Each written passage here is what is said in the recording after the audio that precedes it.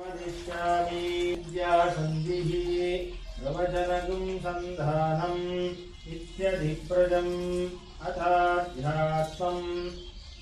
अदराहनुः पूर्वरूपम् तथा वेदा सन्धीयते प्रजया पशुभिः लिङ्गान्यन्या देवताः भूरिदिवायल्लोकः सुवरित्यन्तरिक्षम् सुवरित्यसौ लोकः दिवायो सुवरित्यादित्ये महति ब्रह्मणि आप्नोति स्वराज्यम् आप्नोति वनस्पतिम्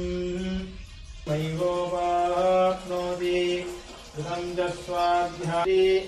तस्माद्वा एतस्मात् अन्वयम् पुरुषविदः तस्य प्राण एव शिरसान्तरज्ञानमयः तेन च पूर्ण तदप्येष श्लोको भवति यतो वाचो निवर्तन् अतर्षिं पुष्टदें मानसेनः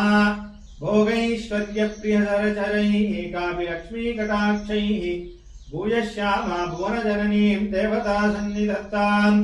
मानार्हं महता महानडजडः पर्यन्तनिर्यन्त्रण